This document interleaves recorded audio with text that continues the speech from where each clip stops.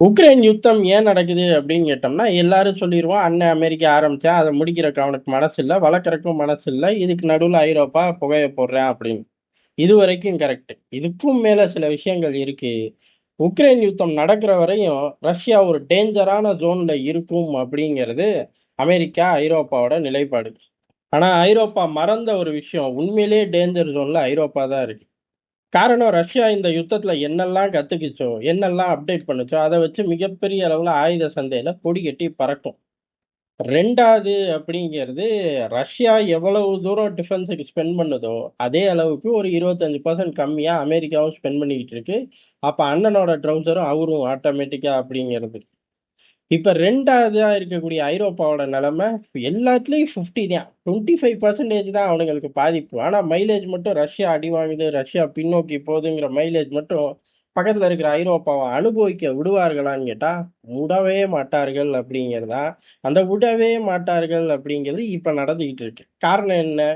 ஐரோப்பா முழுக்க ட்ரோன்கள் பறக்க விடப்படுது. இது எங்க இருந்து வருதுன்னு தெரியல. ரிட்டர்ன் எங்க போகுதுன்னும் தெரியல. சரி வந்தது என்ன வேலைய பார்த்துச்சுன்னும் தெரியல. கண்காணிச்சுட்டு போச்சா? இல்ல ட்ரையல் பார்த்தாங்களா? எதுவுமே தெரியல. கண்காணிப்பா? அட்டாக்கா? நார்த்ல இருந்து வந்துச்சா? சவுத்த நோக்கி ஓடுச்சா? ஒண்ணுமே தெரியல. பெப்பேன்னு நிக்கிறாய்ங்க. காரணம் என்ன? அவ்வளவுதான் இவர்களோட டீ, டிகாஷன் அம்புட்டும் தயார் நிலைகளும். இதனால இவர்களுக்கு என்ன கிடைக்கப் போகுது அப்படின்னா, பதட்டம் மட்டும் தான் கிடைக்கப் போகுது. ரஷ்யாவுக்கு என்னெல்லாம் நடக்கும் அப்படின்னு நினைச்சார்களோ, அது ஐரோப்பாக்கு நடக்குது. காரணம், ஆளில்லா விமானம் வர்றது உறுதி. அது கண்காணிக்குதோ, இல்ல அட்டாக் ட்ரையல் பார்த்து போதோ, அது அதோட சாமர்த்தியம். ஆனா, அது வரும்போது இவர்களால வீழ்த்த முடியல. திரும்ப பறந்து போம்போதும் நியூட்ரலைஸ் பண்ண முடியல. எங்க போச்சுன்னு தெரியல. அப்ப டிஃபென்ஸ் சிஸ்டம் அப்படிங்கிறது ஜோரா இருக்கு அப்படின்னு எடுத்துக்கலாம். 2வது விஷயம் அப்படிங்கிறது, தொடர்ந்து ஒரு அச்ச உணர்வு பரவிக்கிட்டே இருக்கு. உதாரணத்துக்கு சைரன் பறந்தா எல்லா பேரும் ஓடி போய் உட்கார்ந்துக்குவாய்ங்க. இப்ப ஆளில்லா விமானம் ஐரோப்பாக்குள்ள பறந்தா, அதாவது சைரன் உக்ரைனுக்குள்ள அடிச்சா, எல்லா பேரும் ஓடி போய் உட்கார்ந்துக்க வேண்டியதுதான்.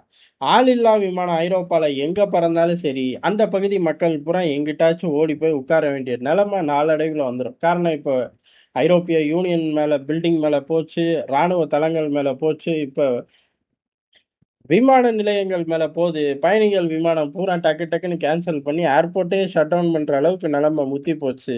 இது பெரிய அளவு அந்த மக்களுக்கு ஒரு பரபரப்பு. காரணம் அரசாங்கம் என்னடா பண்றீங்க? டேய் நேட்டோ கீட்டோன்னு ஊரு பூரா சவுண்ட் விடுவீங்க. இம்புட்டூண்டு ஆளில்லா விமானம் உள்ள வருது, போது, ஒண்ணுமே செய்ய மாட்டேங்கிறீங்களேடா! அப்படின்னு சொல்லி மிகப்பெரிய அளவுல பயத்துல இருக்கார்கள். இல்ல எல்லா நாடும் வெளிப்படையா ரஷ்யாவ சொல்ல முடியல. காரணம் எந்த எவிடன்ஸும் இல்ல. ரஷ்யா தான் அப்டின்னா, ஆமா ரஷ்யா தான். இப்ப என்ன அதுக்கு முதல்ல நாங்க தான் சொல்லு பார்ப்போம் அப்டிம்பாய்ங்க. இத எங்கிட்டு கொண்டு போய் தள்றதுன்னே தெரியல. காரணம் அந்த ஐரோப்பிய தலைவர்கள் பூரா மாட்டிக்கிட்டு முழிக்கிறார்கள். உக்ரைன காப்பாத்துறதெல்லாம் இருக்கட்டும்.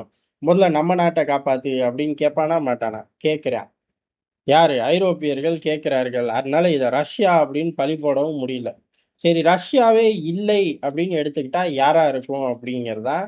அண்ணன் ஜெலன்ஸ்கி தான் இந்த வேலைய பார்க்குறாரு அப்படின்னு ஒரு கூட்டம் பேசுது. இத பேசுறது ரஷ்யா மட்டும் கிடையாது. ஐரோப்பாக்குள்ளேயே பேசுறாய்ங்க. காரணம் ஒரு ஸ்டேஜ்ல நம்ம டயர்ட் ஆயி வெளியேறிட்டோம் அப்படின்னா யுத்தம் நின்றும். நம்ம அப்பப்ப எண்ணெய் ஊத்தி தானே யுத்தத்தையே நடத்துறோம். இது ஜெலன்ஸ்கியோட ஆஃப்ஷோர் அக்கவுண்ட்ட நிறைச்சுக்கிட்டு இருக்கு. நம்மளும் விலகிட்டோம்னா, தலைவனோட ஆஃப்ஷோர் அக்கவுண்ட் என்ன ஆப்பிரிக்கால இருந்தா நிறைச்சு குடுப்பாய்ங்க. அவனுக்கு வேற வேலை இல்ல பாரு அப்படிங்கிற மாரி ஆயி போயிரும். இதனாலேயே ஜெலன்ஸ்கிக்கு தெரிஞ்சதும் பிடிச்சதும் என்ன? அவங்க ஊர் அணைய அவரே உடைச்சுருவாரு. உடைச்சுப்புட்டு ரஷ்யா மேல பழி போடுவாரு. நார்த் ஸ்ட்ரீம் பைப் லைன உடைச்சுருவாரு. உடைச்சுப்புட்டு ரஷ்யா மேல பழி போடுவாரு. அவங்க ஊருக்குள்ள ஓடுற பைப் லைன மூடி போடுவாரு. ஏன்னா மூடுறியே உனக்கு ஆயுதத்த குடுக்கக்கூடிய ஐரோப்பா தான் பாதிப்படையுது அப்படின்னா, இல்ல இல்ல நாங்க தான் பாதிப்படைறோம். இந்த காச வாங்கி அவன் ராக்கெட்ட எங்க மேலேயே ஏவுறான் அப்படின்னு சொல்லி கதைய விட்டு பைப் லைன மூடிருவாரு. இப்படி எல்லா சகுனி வேலையும் அமெரிக்காவே மிஞ்சுற அளவுக்கு அந்த பகுதியில பண்ணிக்கிட்டு இருக்கக்கூடிய ஜெலன்ஸ்கிக்கு, இப்படி 2 ஆள் இல்லா விமானத்த விட்டு பரபரப்பாக்கி பார்த்தீங்களா, நான் அன்னைக்கே சொன்னேன் ஐரோப்பாவ காப்பாத்தணும்னா உக்ரைன காப்பாத்துங்க. உங்கள காப்பாத்த தான் நாங்க போராடிக்கிட்டு இருக்கோம்னு கத விடுவாரு.